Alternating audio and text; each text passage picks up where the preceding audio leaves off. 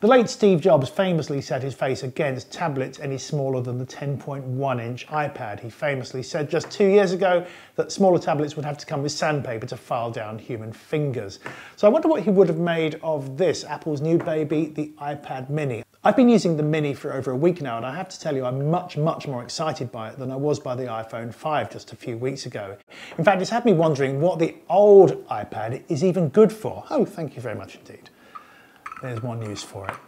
Best way for me to show you why I think the iPad mini is ironically an iPad killer is by comparing it with this. This is the Kindle HD Fire, just out, and a pretty sensational piece of kit in itself. Now, I'm a huge admirer of the Amazon ebook ecosystem, and the Kindle HD Fire is a perfect piece of hardware to set that off. It is, of course, more than an ebook reader. It's a fully featured 7-inch tablet which does everything you could want. It uses a rather beautifully reskinned version of the complicated Google Android system, so it looks really nice. All the functions are across the top there. The really interesting thing comes when you compare screen on screen, and this is the key. Just look, the iPad screen here is almost humiliatingly bigger. It's over 30% bigger.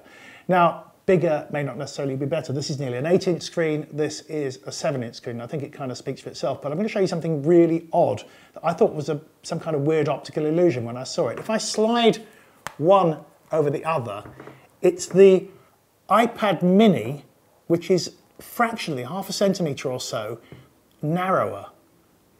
You see what I mean by it's an optical illusion? It's very odd. There's the Kindle actually overlapping the iPad at the back. Now, if we look at the thickness end on end, we can also see that the iPad mini is significantly thinner. Well, that must mean that the Kindle must be lighter, surely. But let's have a little look on the kitchen scales here. We'll weigh in the iPad, comes in at 314 grams. Well, surely the Kindle is going to be lighter than that. Put it on there. It's 400 grams. So it's something like 100 grams. That's nearly 4 ounces heavier. So iPad on my left here, lighter, narrower, thinner, and much bigger screen. There must be something better about the Kindle. Well, there is. The Kindle screen is actually better. This has 1280 by 800 pixels packed into this much smaller screen. The iPad has 1024 by 768, so far fewer pixels over far greater area. One or two people that have seen my iPad mini have said, yeah, it's great, but the pixels are as big as Volkswagen's. I can tell you that they're not as big as Volkswagen's.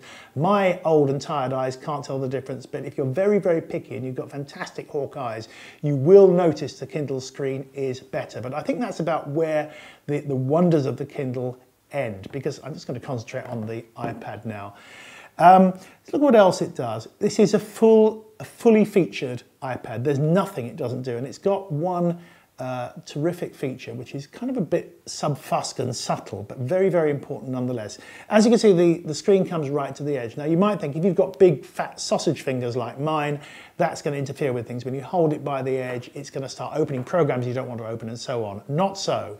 Apple have very thoughtfully built in a thumb rejection program. So if I put my thumb accidentally there, where you would expect it might start opening the maps, for example, in that corner there, it won't. So the rather oddly named thumb rejection, one of those clever little things that Apple do. It all goes to make the iPad mini just very endearing. When I first saw it in the Apple Store, it was like the cute puppy in the pet shop window. I just kind of had to have it. Thanks very much for watching Technopolis TV.